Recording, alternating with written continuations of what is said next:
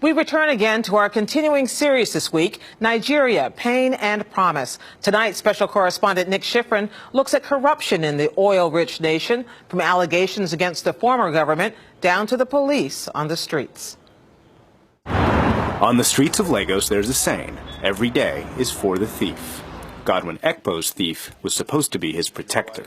Do the police often ask for money? It's still coming in Nigeria here. Our police are fond of taking money from people by force. Godwin drove a taxi called a tricycle. Last month, a police officer stopped him to demand a bribe. He requested for 2,000 naira. That's about $10, what Godwin would have made working as a taxi driver that morning. So I said, I'm coming from the church with my family. He was with his wife and their 3 children. He refused to pay. All of a sudden, I heard a gunshot twice. And now went down, holding my girl like this. And the blood was just gushing out. So the bullet came right through there? Right through here. The officer had shot him for refusing to pay $10. What gave him that audacity to shoot the gun to innocent people? We were not robbers. The perception has been that the police is corrupt. You can abuse the rights of the average citizen. Kemi Okinyodo studies police corruption. She says low salaries and a culture of impunity has led to this. 10,000 naira. Videos on local media show police officers inside people's cars demanding money. Settle us. Just give us 10,000 naira. The officer exhibits no shame. His victims reveal no surprise. This is the number of the ATM. This is the code. I don't have 25,000 naira. Okay, I don't have more than 2,000. In Nigeria, this is daily life.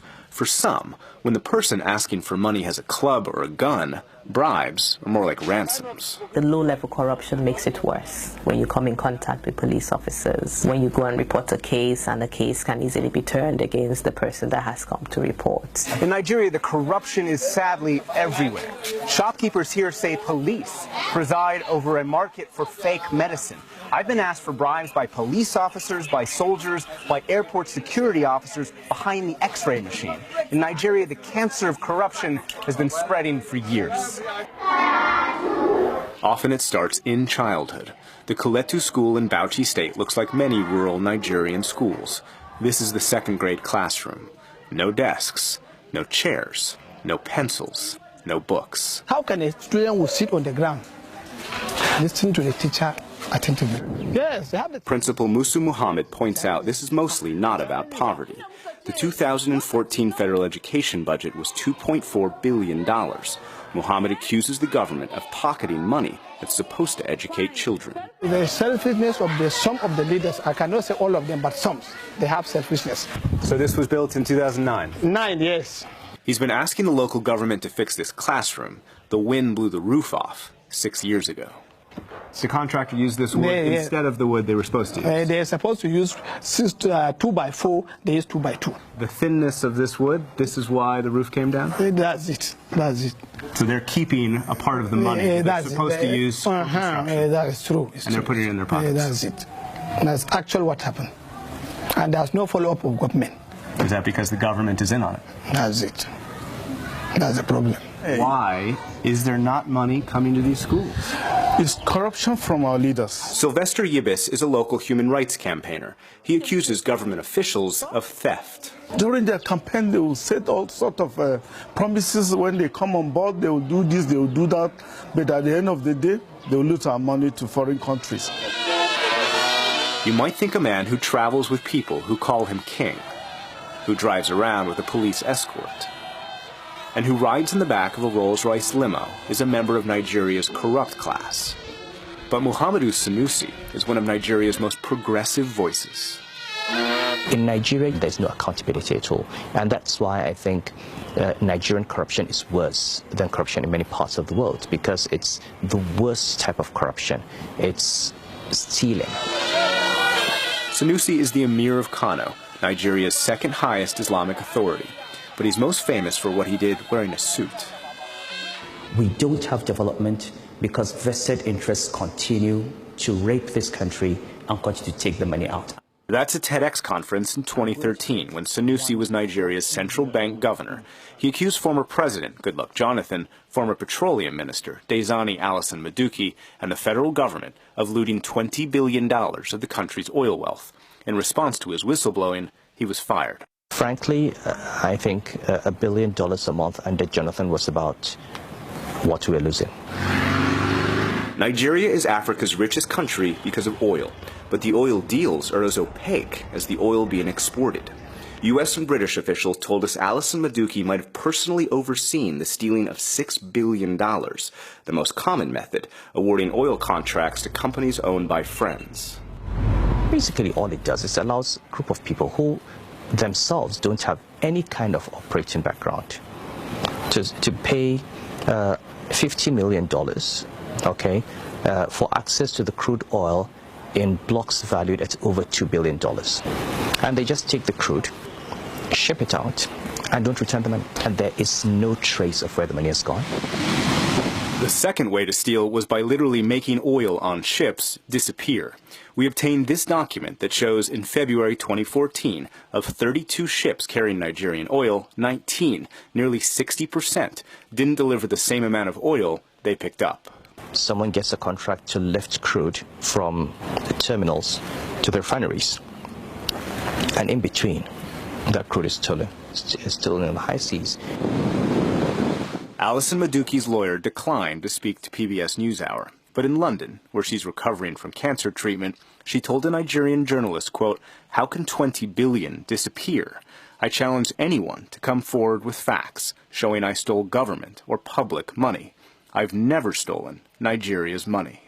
If she goes to court and if she's jailed, for example, it sends a signal, I think, that there is a day of reckoning. President Muhammadu Buhari has promised that day of reckoning. He was elected on a platform of fighting corruption. President Buhari's campaign against high-level corruption began on this street and this house, or more like this mansion. This is where the former National Security Advisor lives, and armed soldiers arrived here and took away 5 bulletproof cars, 7 assault rifles, and arrested the former National Security Advisor for having them. But Sambo Dasuki isn't only accused of hoarding his own weapons. He's accused of stealing billions of dollars from the military when he was supposed to be supplying them with weapons. They make money instead of fighting the bad boys. They're not giving us that money. That's the corruption now. This man is an active duty Nigerian soldier. He was on the front lines against Boko Haram when he was shot through the knee. People firing from both left and right. We had so many casualties. He says he and his men were so short of resources, their weapons didn't have bullets, and their trucks didn't have gas. There wasn't fuel in the vehicles. You had to donate money even just to fill the truck with fuel. The commanders came out categorically telling us that there is no fuel and they don't have money. It's either they will leave us there to die or we'll find an alternative. It appears Dasuki had the money.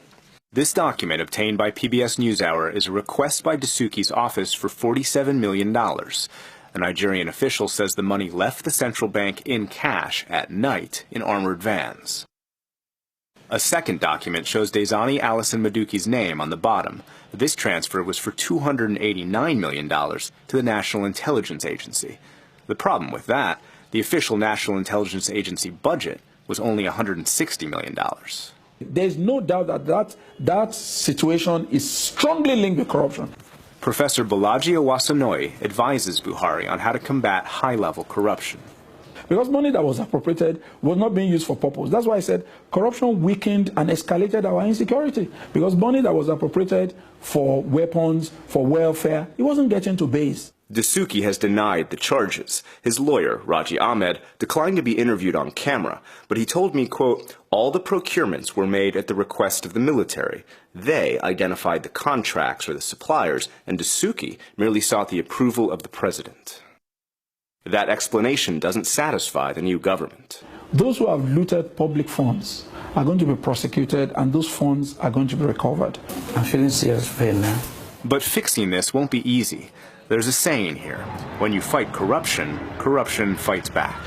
And now went down, holding my girl like this, and the blood was just gushing out. That's when I heard my children shouting, "Mommy is dying, Mommy is dying, Mommy is dying." I quickly stood up and went back to see my wife, and the blood was just pumping out. When I held her, I discovered that the bullet entered here and came out here. Godwin's wife had been nursing their newborn when she was killed because her husband refused to pay a $10 bribe. She cherished me so much, and my children. She loved me so much. Since my parents died and left me, my wife that was assisting me is gone.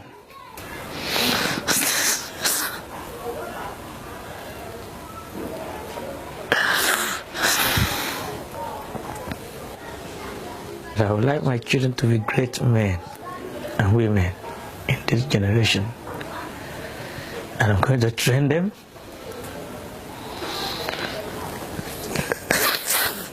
My God.